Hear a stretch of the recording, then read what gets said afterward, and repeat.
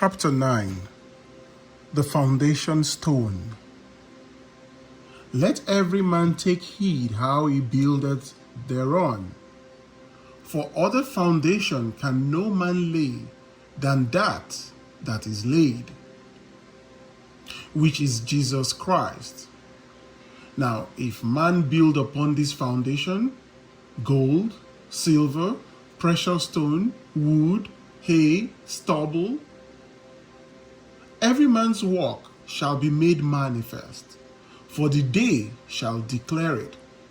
1 Corinthians 3:10-13.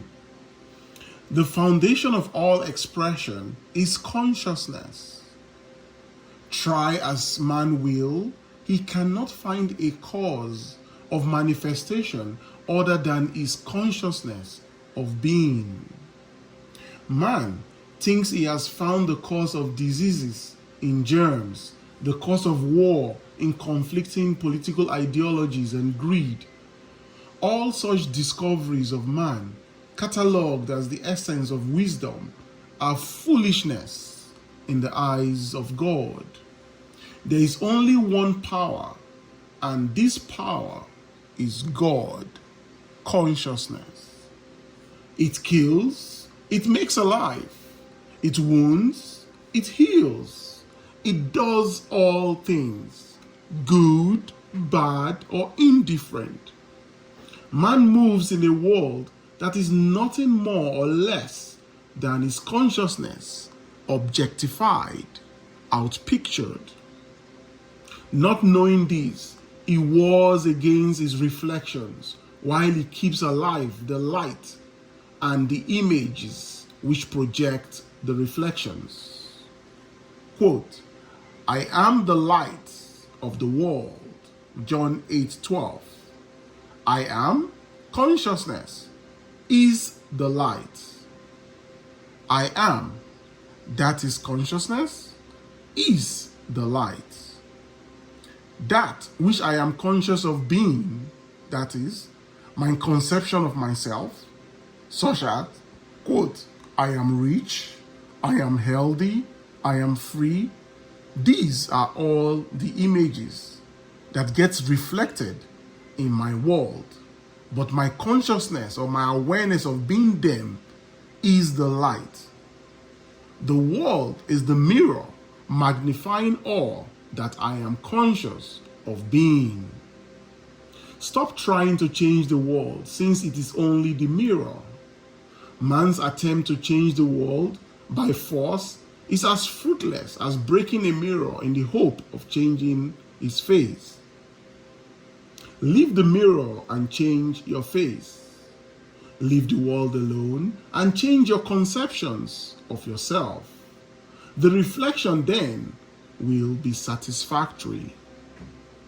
Freedom or imprisonment, satisfaction or frustration can only be differentiated by the consciousness of being. Regardless of your problem, its duration, or its magnitude, careful attention to these instructions will in an amazingly short time eliminate even the memory of the problem. Ask yourself this question. Quote, how would I feel if I were free? The very moment you sincerely ask this question, the answer comes. No man can tell another the satisfaction of his desire fulfilled. It remains for each man within himself to experience the feeling and joy of this automatic change of consciousness. The feeling or thrill that comes to one in response to his self-questioning is the father state of consciousness or foundation stone upon which the conscious change is built. Just how this feeling will embody itself, no one knows. But it will. The Father, that is consciousness, has ways that no man knows. See Romans 11:33. It is the unalterable law. All things express their nature. As you wear a feeling, it becomes your nature. It might take a moment or a year. It is entirely dependent upon the degree of conviction.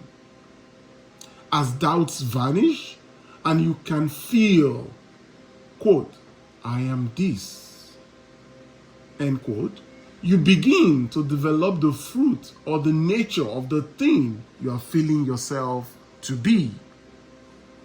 When a person buys a new hat, a new cap, or a new pair of shoes, he thinks everyone knows that they are new.